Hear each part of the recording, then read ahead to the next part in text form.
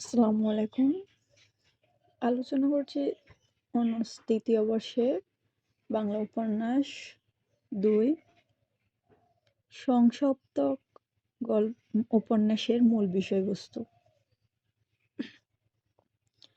শহীদুল্লাহ কায়সারের এক কালজয়ী উপন্যাস সংসপ্তক। ১৯৬৫ সাল। এর বৃহত্তম পটভূমিতে আছে দ্বিতীয় বিশ্বযুদ্ধ, মন্বন্তর, পাকিস্তান আন্দোলন, সাম্প্রদায়িক দাঙ্গা ও পাকিস্তান প্রতিষ্ঠার ঘটনা। এ উপন্যাসের কাহিনী শুরু হয় ইংরেজ আমলের অন্তিমকালে ও পাকিস্তান আমলের সূচনাকালে, অর্থাৎ পাকিস্তানের শুরুর দিকে এবং ইংরেজ আমলের শেষের দিকে। রাজনৈতিক পটভূমিতে রচিত এদেশের হিন্দু মুসলিমদের সম্মিলিত জীবন নিয়ে ও অসাম্প্রদায়িক জীবনবোধের অনুপ্রাণিত সার্থক সৃষ্টি সংসপ্তক। চরিত্র: জাহিদ, রাবু, আব্দুল মালেক ওরফে মালু, হুরমতি, সেকেন্দার মাস্টার ও লেকু মিয়া। গ্রাম: উপন্যাসের কেন্দ্রে মূলত দুটি গ্রাম রয়েছে, বাকুলিয়া ও তালতলী। এখান থেকেই ঘটনা কলকাতা ও ঢাকায় পরিক্রমণ করেছে। ৩০ দশকের কাছাকাছি সময়ে বাংলার কোনো এক ছোট গ্রাম বাকুলিয়া। গ্রামের এক প্রান্তে সৈয়দ বাড়ি আর অন্য প্রান্তে মিয়া বাড়ি। প্রথমে সৈয়দ বাড়ির বর্ণনা দিচ্ছি। উপন্যাসে প্রাধান্য পেয়েছে শাখা প্রশাখা সমেত সৈয়দ পরিবারের কথা। সৈয়দ পরিবারের ছেলে জাহিদ, সে আলিগড় বিশ্ববিদ্যালয়ে পড়াশোনা করেছে। প্রাচীন কুসংস্কারের প্রতি তার বেশ মনোমালিন্য, মানে কুসংস্কার আর প্রাচীনতা সে সহ্যই করতে পারে না। সে বামপন্থী রাজনীতির সঙ্গে যুক্ত। আরেক সৈয়দ দরবেশ স্ত্রী কন্যা ফেলে নিরুদ্দেশে যাত্রা করেন। তার মেয়ে রাবেয়া ওরফে রাবু। সৈয়দ দরবেশের যখন তার এক বয়স্ক শিষ্যের সাথে তার মেয়ে রাবুর বিয়ের আয়োজন করেন, তখন জাহিদ তার সমর্থকদের নিয়ে রাবুর বরের উপর আক্রমণ করে বসে, যার ফলে বরযাত্রীরা বাধ্য হয়ে বিয়ে ছেড়ে পালিয়ে যায়।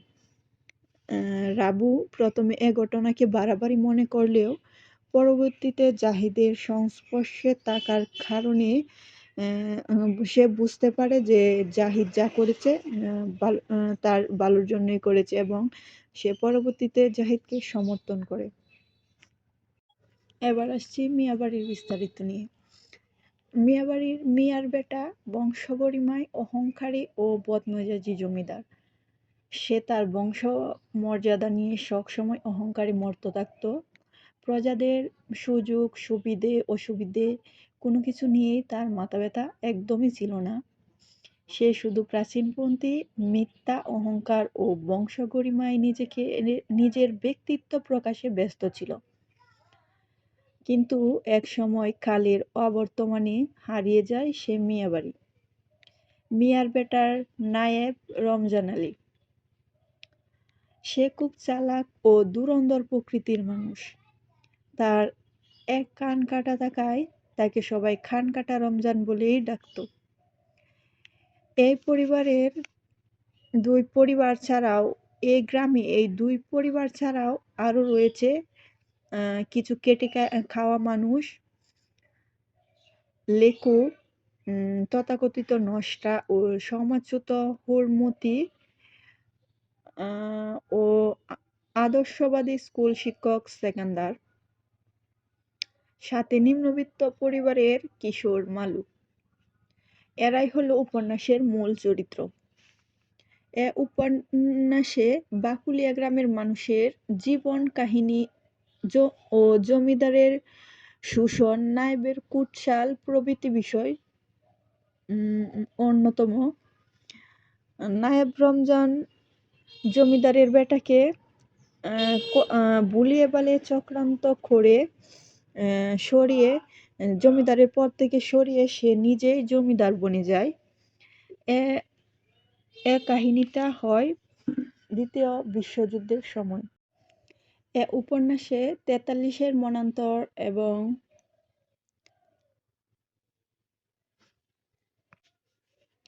৪৬-এর ভয়াবহ দাঙ্গার কথা খুব স্পষ্টভাবেই ফুটিয়ে তোলা হয়েছে। ৪৩-এর মন্বন্তরের সময় মুনাফালোভী খাদ্য ব্যবসায়ীদের সাথে হাত মিলায় রমজান।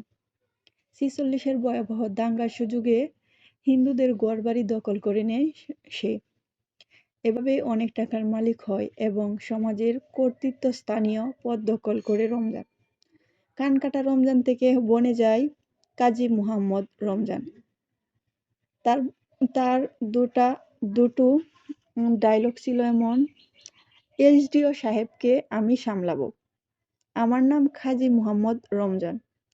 অন্যদিকে জাহিদ কলকাতা থেকে ফিরে গ্রামে গ্রামে ঘুরে সভা সমিতি করে বেড়ায়। সেকান্দার মাস্টার, ফেলু মিয়া ও রাবু তার সঙ্গী হয়। রাবু তার অতীতকে অস্বীকার করে এবং বিপ্লবী জাহিদের সঙ্গে সে সমাজসেবায় ব্রতী হয় এবং রাবু জাহিদকে সময়ের সাথে সাথে ভালোবেসে ফেলে। উপন্যাসের অন্যতম আরেকটি চরিত্র নাম মালু।